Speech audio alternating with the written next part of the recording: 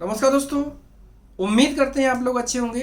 दोस्तों, आपने देखा होगा पोलैंड की कई रिक्वायरमेंट्स आ चुकी हैं और अभी हम जिन क्लाइंट के साथ में कोऑर्डिनेशन में हैं, अभी दो प्रकार की रिक्वायरमेंट्स और भी पाइपलाइन में हैं और इनके लिए आप लोग डिटेल इन्फॉर्मेशन जानने के लिए आप लाइव सेशन को जरूर ज्वाइन करना, जो कि कल होने वाला है। दोस्तों, ये रिक्वायरमेंट रहेंगे आईटी इंडस्ट्री में और होटल लाइन के जॉब्स। ये दोनों ही इंडस्ट्री के लिए, दोनों ही सेक्टर के लिए काफ़ी सारी रिक्वायरमेंट्स जो कि आपके लिए रिलेवेंट हो सकती हैं। कई बार ऐसा होता है कि वाइट कलर जॉब्स में जो काम करते हैं, यहाँ पर जो लोग भी कहीं पर भी एक ऑफिशियल जॉब करते हैं, अच्छा एक्सपीरियंस होता है, अच्छी क्वालिटी होती है, कम्युनिकेशन बहुत स्ट्रांग होता है, डॉक्यूमेंट्स भी उनके पास काफ़ी स्ट्रांग होते हैं, एक प्रकार से पर्सनालिटी भी प्लेजेंट होती है, प्रेजेंटेबल होती है। लेकिन वो लोग भी वर्कर कैटेगरी में जाते हैं क्योंकि वहाँ पर ऑप्शंस नहीं होते हैं। अभी हम लोग जो क्लाइंट से कोऑर्डिनेशन कर रहे हैं उसमें से ऐसी कई रिक्वायरमेंट्स हैं जिसके ऊपर हम लोग डीपली फोकस्ड हैं। इवन जहाँ पर इंटरव्यू भी हो सकता है, ऐसी रिक्वायरमेंट है और इसकी पॉसिबिलिटी काफ़ी ज़्यादा है। दोस्तों, रिक्वायरमेंट जैसे आईटी सेक्टर में काफ़ी रिक्वायरमेंट्स हैं, एंट्री लेवल से लेकर सीनियर लेवल तक की रिक्वायरमेंट्स हमारे पास में आने वाली हैं, पाइपलाइन में है। काफ़ी टाइम से डिस्कशन चल रहा था और अभी चल ही रहा है, कुछ दिन में इस टाइप की रिक्वायरमेंट्स आ जाएंगी।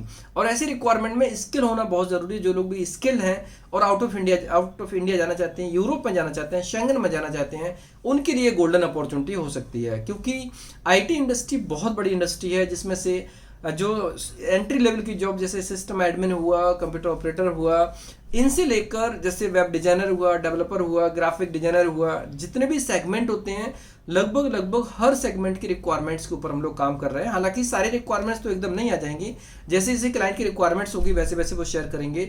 और आईटी के जॉब बल्क में भी नहीं आती है, किसी कंपनी को एक रिक्वायरमेंट है, किसी को दो है, इससे ज़्यादा रिक्वायरमेंट किसी की नहीं होती है। लेकिन हम मल्टीपल क्लाइंट्स बना रहे हैं, तो ये मान लीजिए कि इस टाइप की रिक्वायरमेंट महीने में एक दो भी आ जाएगी तो भी हमारे काफ़ी लोगों का भला हो सकता है। ये एक रिक्वायरमेंट रहेगी। दूसरी, होटल लाइन की जॉब्स के ऊपर भी हम लोग काम कर रहे हैं। होटल लाइन में जैसे वेटर की रिक्वायरमेंट है या फिर रिसेप्शनिस्ट की रिक्वायरमेंट है, शेफ की रिक्वायरमेंट है।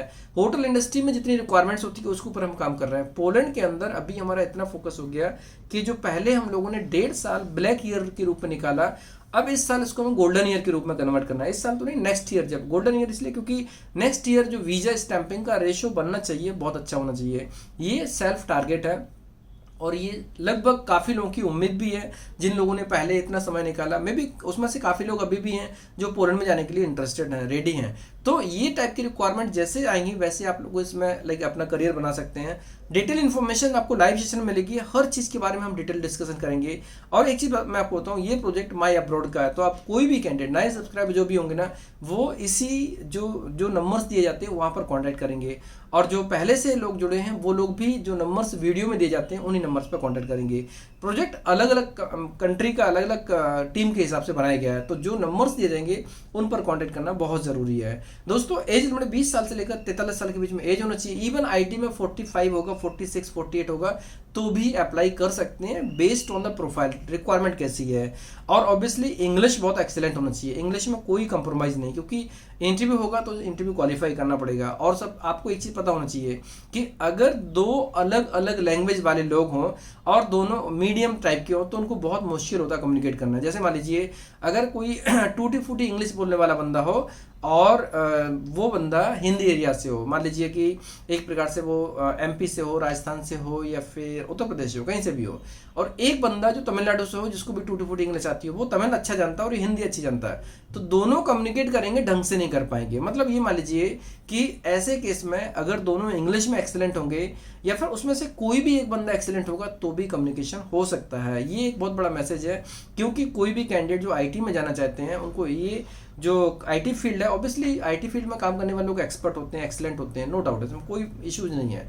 लेकिन क्या होता है, लोकल लैंग्वेज लोकल होती है।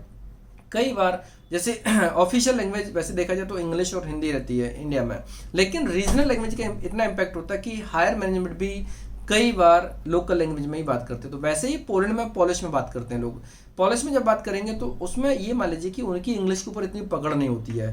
तो ऐसे में कैंडिडेट इतना कैपेबल होना चाहिए कि वो जो भी बोल रहे हैं वो उसका मीनिंग उनको समझ में आ रहा है कि नहीं, और उसका प्रेजेंटेशन इफेक्टिव होना चाहिए। इसलिए आईटी प्रोफाइल के लिए जो और होटल लाइन की जो हाई प्रोफाइल है उनमें से इंग्लिश एक्सेलेंट होगा तभी प्रोसेस हो सकता है, अदरवाइज नहीं हो पाएगा, क्योंकि मेन चीज़ है सिलेक्शन होना। सो दोस्तों जो लोग भी इस टाइप की जॉब्स के लिए इंटरेस्टेड हैं वो वेट करें, डॉक्यूमेंटेशन तैयार करें अपना, अपने एंड पे जो जैसे कहीं पे जॉब किया तो उसका एक्सपीरियंस सर्टिफिकेट वगैरह, अपनी प्रोफाइल को और स्ट्रॉन्ग करना, अपने फील्ड के ऊपर थोड़ा रिवीजन करना कर सकते हैं। और डिटेल इन्फॉर्मेशन आपको लाइव सेशन में मिलेगी जो कि कल होने वाला है। टाइम पर ज्वाइन करें और पूरा का पूरा लाइव सेशन प्रॉपर तरीके से अटेंड करें और जो भी क्वारीज हैं उसको प्रॉपर तरीके से पुट करें। दोस्तों ये इन्फॉर्मेशन कैसी लगी, अगर आपको अच्छी लगी हो तो अपने दोस्तों में, क्लासमेट कलीग को शेयर कर सकते हैं, जिससे कि और भी लोग इसका लाभ ले सकते हैं। धन्यवाद।